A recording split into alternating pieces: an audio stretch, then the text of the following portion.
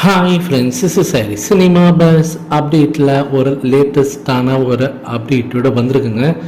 நேற்று ரஜினி சார் பார்த்தினாக்கா திருப்பதி போயிருக்காரு. திருப்பதியில் அவர் சாமி தரிசனம் பண்ணியிருக்காரு. தன்னுடைய மகள் ஐஸ்வர்யா அவர்களோட போயிட்டு பார்த்தினாக்கா சாமி தரிசனம் பண்ணியிருக்காரு. அங்கே திருப்பதியில் அந்த விஐபி கெஸ்ட் ஹவுஸில் ரஜினி சார் தங்கி இருக்கிறத அதை அறிஞ்சிக்கிட்டு அங்கே இருக்கக்கூடிய மக்கள் எல்லாருமே அவரை பார்க்க வந்திருக்காங்க.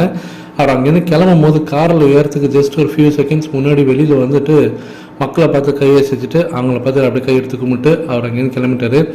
அந்த ஒரு வீடியோ ஜஸ்ட் ஒரு 30 to 40 செகண்ட்ஸ் இருக்கக்கூடிய ஒரு வீடியோ பார்த்தீங்கன்னா இப்போ ஆன்லைன் சோஷியல் மீடியாவில் ரொம்ப வைரலாக போயிருக்கு. ஸோ சென்னைக்கு திரும்பின ரஜினி சார் கூலி படத்தோட ஷூட்டிங் முடிச்சுட்டு கிளம்பினார் வந்த ரஜினி சார் இப்போ ஒரு சின்ன குட்டி பிரேக் எடுத்திருக்காரு. இந்த பிரேக் டைமில் தான் தன்னுடைய மகளோட போயிட்டு நேத்திக்கு சாமி தரிசனம் பண்ணியிருக்காரு திருப்பதியில். அடுத்தது ஒரு முக்கியமான விஷயம், கூலி படத்தோடைய பிஸ்னஸ். வெளிநாட்டில் இந்த படம் பெருசாக வசூலில் கலக்கணும் அப்படின்ற மாதிரி சன் பிக்சர்ஸ் முடிவு பண்ணியிருக்காங்க. வேட்டையில் ஒரு பெரிய சொதப்பில்லைனாக்கா அமெரிக்காவில் அந்த படத்தை வந்து கொடுத்த அந்த டிஸ்ட்ரிபியூட்டர் வந்து சரியாக படத்தை ப்ரொமோட் பண்ணலை. அதே சமயம் நிறைய லொக்கேஷன்ஸில் அந்த படத்தை ரிலீஸ் பண்ணலை.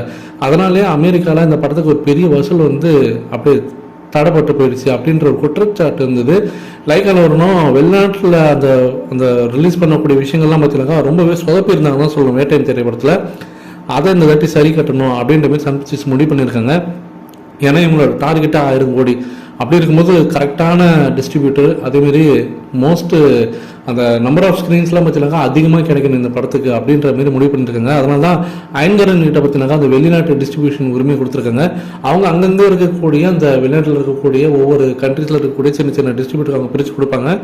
குறிப்பாக அமெரிக்காவில் இந்த முறை பார்த்தீங்கன்னாக்கா ஒரு மேசிவான ஒரு ஓப்பனிங் கிடைக்கணும். எப்படி கபாலிக்கு 2.0 ஒரு பெரிய ஓப்பனிங் கிடைச்சது அந்த மாதிரி ஒரு பெரிய ஓப்பனிங் கிடைக்கணும்.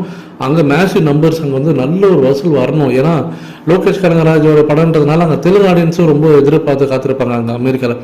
ஸோ அதனால் ஒரு பெரிய ஒரு ரிலீஸ் இருக்கணும் இந்த படத்துக்கு அப்படின்ற மாதிரி சன் பிக்சர்ஸ் சேர்ந்து கட்டி முடிவு பண்ணி இப்போ இல்லைந்தே பார்த்தீங்கன்னா அதற்கான வேலையை ஆரம்பிச்சிட்டாங்க.